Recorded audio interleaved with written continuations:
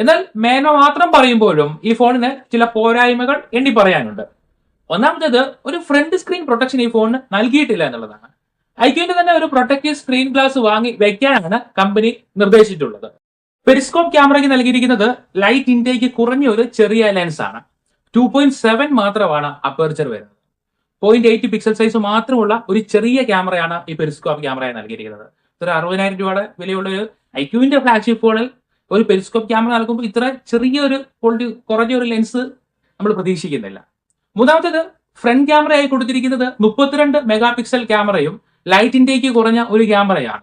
ഇതിലൂടെ മനസ്സിലാക്കാവുന്നത്, ഇത്ര വില കൂടിയ ഫോൺ പുറത്തിറക്കിയിട്ടും iQOO15 ക്യാമറകൾക്ക് വളരെ കുറച്ച് പ്രാധാന്യം മാത്രമേ നൽകിയിട്ടുള്ളൂ.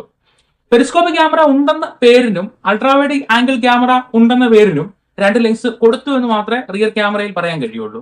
സോണിയുടെ മെയിൻ ക്യാമറയും ടെലിഫോട്ടോ ക്യാമറയും സാംസങ്ങിന്റെ അൾട്രാവൈഡ് ലെൻസുമാണ് നൽകിയിരിക്കുന്നത്. നാലാമത്തെ സ്റ്റീരിയോ സ്പീക്കറാണ്. സ്റ്റീരിയോ സ്പീക്കേഴ്സ് ഫ്ലാറ്റ് ആയിട്ടാണ് നൽകിയിരിക്കുന്നത്. ഇന്ന് ഈ ഒരു ഫ്ലാഗ്ഷിപ്പ് വേരിയന്റിൽ ഇറങ്ങുന്ന ഫോണുകൾക്കെല്ലാം ഡോൾബി സ്പീക്കേഴ്സ് ആണ് നൽകുന്നത്. ഒരു ഡോൾബി ഫീച്ചർ നൽകുന്ന സ്റ്റീരിയോ സ്പീക്കേഴ്സ് iQOO15 കൊടുക്കാമായിരുന്നു. ലീഡോ എന്ന ഒരു ചൈനീസ് സ്പീക്കറാണ് ഈ നൽകിയിരിക്കുന്നത്. ശരിക്കും iQOO ഇതൊരു പെർഫോമൻസ് ഫോണായിട്ടാണ് പുറത്തിറങ്ങിയിരിക്കുന്നത്. ഹൈ ഗ്രാഫിക്സ് ഗെയിം ഒക്കെ ചെയ്യുന്നവർക്ക് ഈ ഫോൺ ഒരു ബെസ്റ്റ് ചോയ്സ് ആണ്.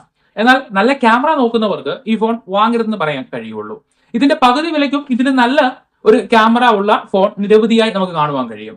iQOO15 ബാറ്ററിയും ചാർജിംഗ് ടെക്നോളജിയും ഡിസ്പ്ലേയിലെ ഫീച്ചേഴ്സും ഡിസൈനും ഒക്കെ അടിപൊളി തന്നെയാണ്. പക്ഷേ ഇതൊരു ഗെയിമിംഗ് ഫോണാണ്.